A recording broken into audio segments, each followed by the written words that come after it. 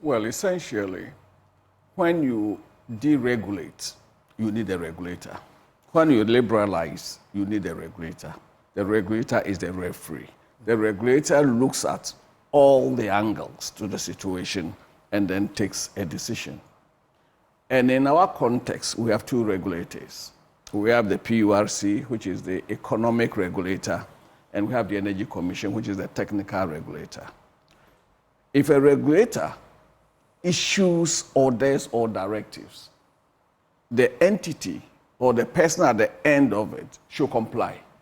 If you can, for any reason, can't comply, you immediately go back to the regulator and state your case. Or sometimes you can go to court to quash the orders of the regulator. That's right. This is what happens in a regulatory framework. You see, regulation is a craft, and it is important we understand this. The PURC is there to protect the interests of consumers, the interests of producers, and all the players along the value chain. So the PURC is really the referee. And so when the referee issues an order, and it is legal, you have to comply. Mm-hmm. If you don't comply, you are fined. The entity can be fined.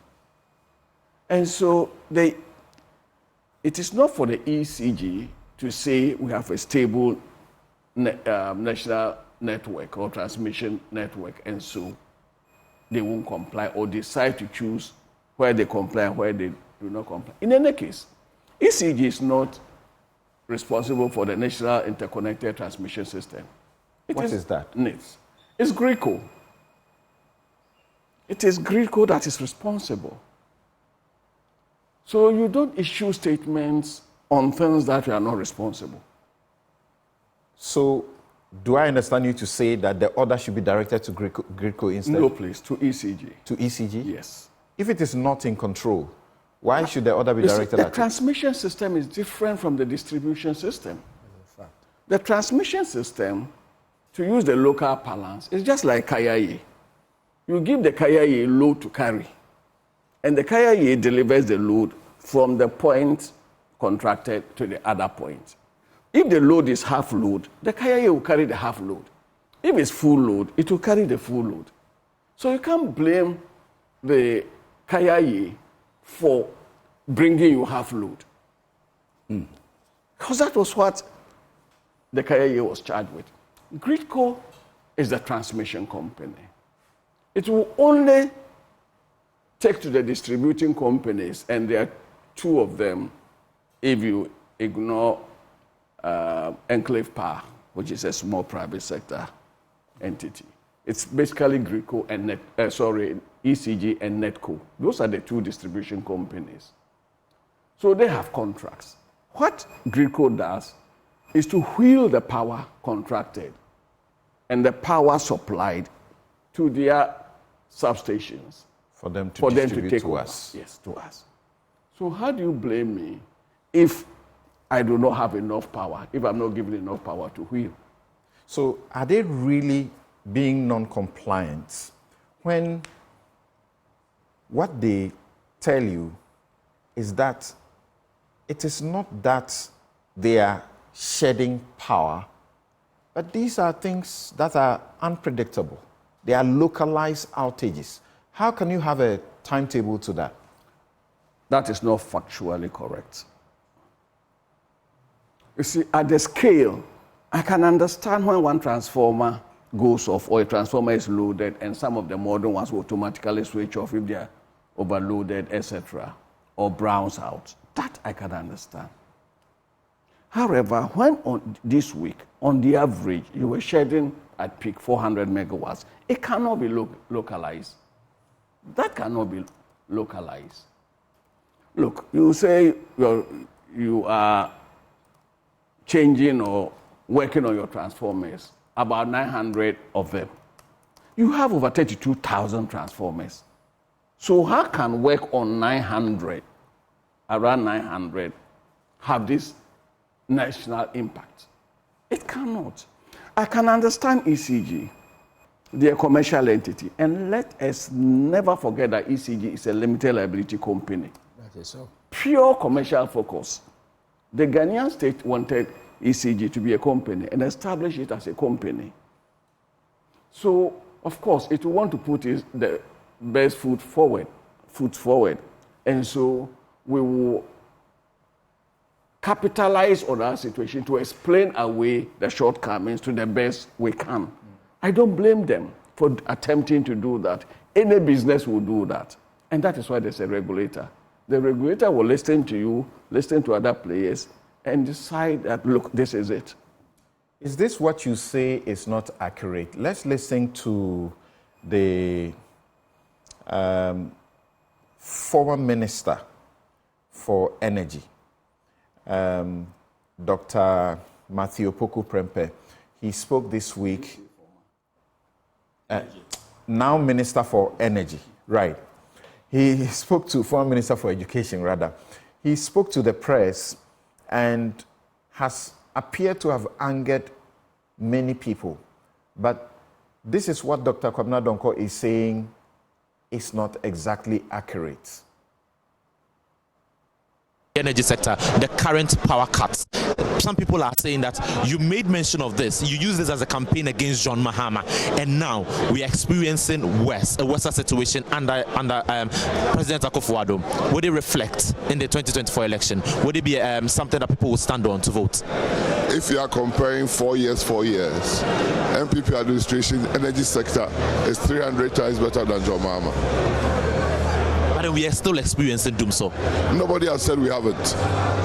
I'm just saying it's far much better than John Mahama ever did. You do admit that there's Dumsor. That is the word you used. I have never used that word. I've promised you that we are going to work on it. And it's not a work that is a single event. It's a process. And we'll continue to work on it for the energy sector to become better. Have you heard of calls for a timetable? Ask those who want it to bring it.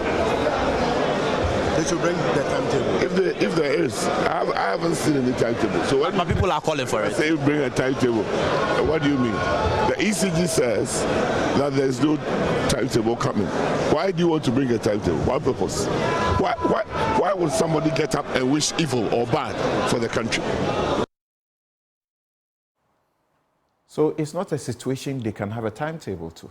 The minister says, ECG says. If you listen to him, right, he says ECG says. He's not saying. Mm-hmm.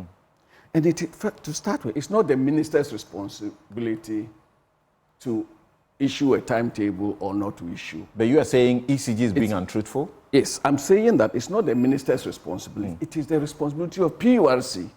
They have the mandate to demand for one. And they have demanded for one. So as for the minister, what the minister is saying, it's like on the sidelines. Because we must be a country of law and order. If you took PURC as a court, courts can get it wrong anyway.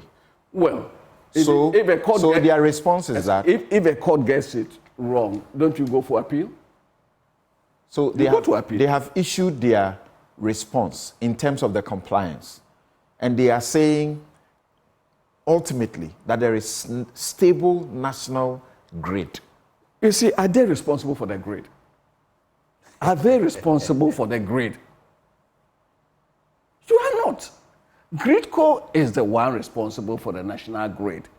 And Gridco will ask you that, look, this is the amount of power available today.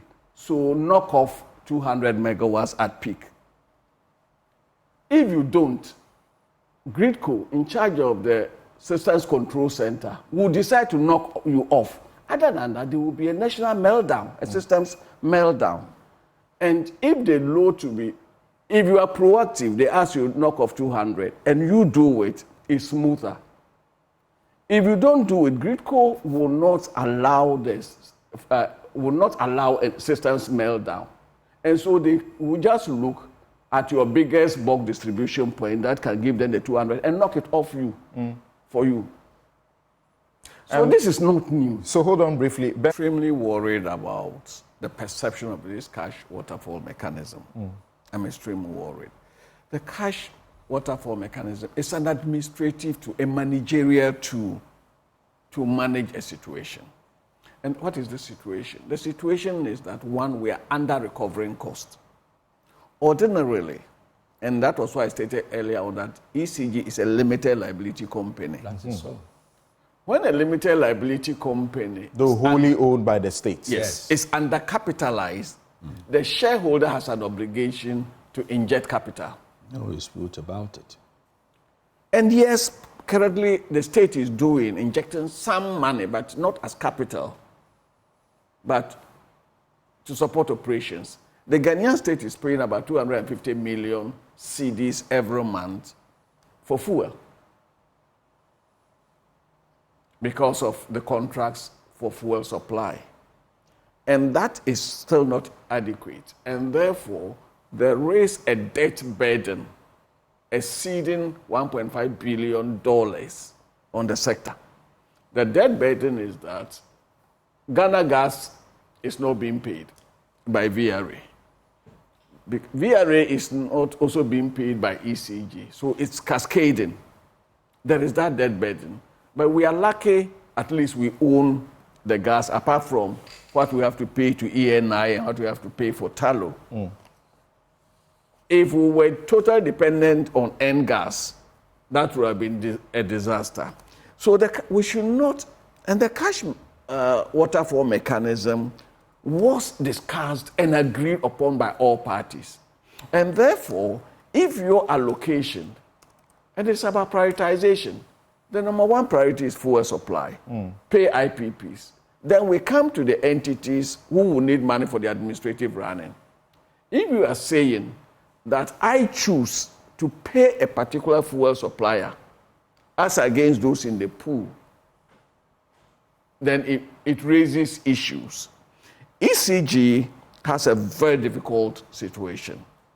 You are under recovering costs. Remember, a few years ago, even for fuel supply, petroleum products, anytime the BDCs brought fuel and government didn't give them the right price, there was under recovery that the state paid. Right. So we are basically under recovering cost. We have two things. One, we have to drive down cost by being far more efficient along the value chain. All right. To re-examine the impact of our currency, the depreciation of the cedi at 13.12 today, even at the interbank rate. And when all your payables for fuel are dollar denominated, Yes. your payables to IPPs are dollar denominated, and you have so managed or mismanaged your economy that, let me withdraw economy and say your monetary policy, that it is impacting on physical depreciation of your currency, you are going to have this problem.